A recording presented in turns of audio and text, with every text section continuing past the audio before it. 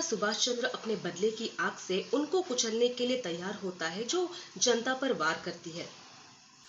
परिवार में खलबली सा माहौल है। एक तरफ जनता के लिए प्यार है तो दूसरी तरफ सरकार, व्यवस्था, प्रशासन को लेकर जंग छेड़ी है। अभी आती है कहानी में ट्विस्ट। इस ट्विस्ट में जनता और सरकार के बीच जो जंग छिड़ी है, इसका नतीजा अभी निकलेगा। सुभाष चंद्र के इस फैसले से घर के सभी लोग डर जाते हैं। घर के सभी लोग इसे रोकने के लिए कोशिश करते, वो किसी का मानता नहीं। वो वहां से निकल पड़ता है। उसी वक्त लक्ष्मी चंद्र की पत्नी तारा देवी एक बुरी खबर लेकर रोती हुई आ जाती है। विजय कहाँ है? क्या हुआ भाभी? क्यों इतने परेशान हो?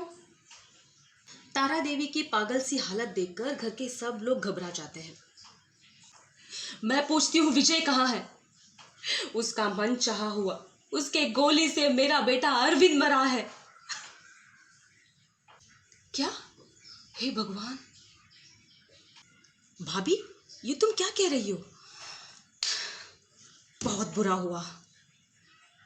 परिवार में अरविंद की मौत को लेकर बवाल मचती है। शासन और सरकार के इस जंग में एक मासूम बच्चे की जान चली जाती है जो उस परिवार का सदस्य था, लक्ष्मी चंद्र और तारा देवी का बेटा अरविंद। सविता इसकी तहकीकात करती है और घर आके बताती है कि रो मत भाभी, भाभी ठीक कह रही है। अरविंद जनता के, सरकार की गोली का शिकार हुआ है। अब तो जाग जाइए। क्या? कौन? मेरा बेटा अरविंद मर गया?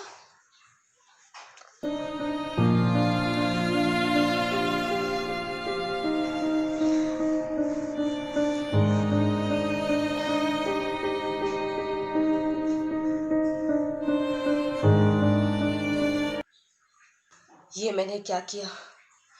अपने ही हाथों मैंने अरविंद को मार दिया।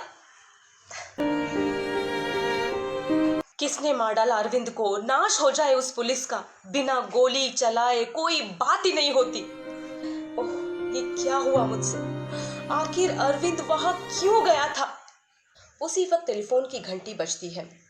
विजय को पता चलता है कि भीड़ अभी भी बेकाबू है। उसे काबू में लाने के लिए किसी की ओर देखे बिना वो भाग निकलता है। हेलो? जी हाँ। क्या? भीड़ बेकाबू हो गई? टोलीगंज में? आया, अभी आया। विजय के साथ भीड़ को कंट्रोल करने के लिए जननेता सुभाष चंद्र और उपमंत्री शरद चंद्र दोनों भी निकल पड़ते हैं। बेटे अरविंद के इस हादसे को लक्ष्मी चंद्र पुलिस को जिम्मेदार मानती है।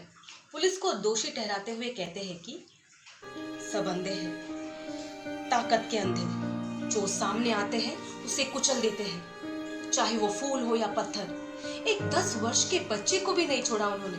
आखिर मेरे बेटे ने क्या बिगाड़ा था उनका? छी! वही हुआ जो विजय चाहता था। उसने ही मेरे बेटे की हत्या की है। तुमने मेरा घर बर्बाद किया है, मेरे बच्चे को मार डाला। तुम सब हत्यारे हो।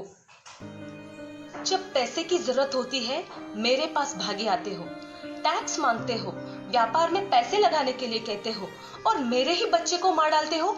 लानत है तुम लोगों पर। लक्ष्मी चंद्र, समझा करो, गोली उन्होंने जानबूझ के नहीं चलाई। उपमंत्री शरद चंद्र, तुम हो जनता के शत्रु। बीच में ही उपमंत्री शरद चंद्र को मंत्रिमंडल बैठक का बुलावा आता है। वो वहां जाने के लिए तैयार होते हैं, पर जननेता सुभाष चंद्र उनको रोकते हुए कहते हैं कि आप ऐसे नहीं जा सकते, आपको मेरे साथ चलना होगा, आपको जनता के पास चलना होगा, जनता को आपकी जरूरत है। सब भीड़ की तरफ जा पड़ते हैं भीड़ को कंट्रोल करने के लिए, पर इस बार पुलिस कप्तान विजय भीड़ पर गोली चलाने से इनकार कर देते हैं। भीड़ की तरफ सविता भी दौड़ पड़ती है। तभी अरविंद के इस हादसे को सुनकर उसके मौत पर अफसोस जताते हुए पुलिस कप्तान विजय की पत्नी उमा आ जाती है। अन्नपूर्णा कुछ डरी हुई सी नजर आ रही है। हे भगवान, अब न जाने क्या होने वाला है। एक ही घर के लोग एक दूसरे को खाने के लिए तैयार हैं। अरे, वो कौन है जो इस तरफ आ रहे हैं? क्या हुआ? आप इतने परेशान क्यों हो? वही जो होना चाहिए था। विजय भीड़ में कुचला गया। और उसने फिर भी गोली नहीं चलाई। उफ। इसे सुनकर उमा चीख पड़ती है। कुचले गए? कौन? विजय कुचला गया, चला गया। हम सबको छोड़ के विजय चला गया। नहीं! ये तुम क्या कह रहे हो? भीड़ संतुलन खो बैठी थी, विवेक खो बैठी थी। वो चिल्लाती रही, अरविंद कहाँ है, अरविंद कहाँ है, अरविंद को लौटाओ। और विजय भीड़ के सामने आकर खड़ा हुआ और कहने लगा कि मुझसे अरविंद का बदला लो, मैंने अरविंद को मार डाला है, मैं ही हूं हत्यारा। और भीड़ ने उन्हें मार डाला।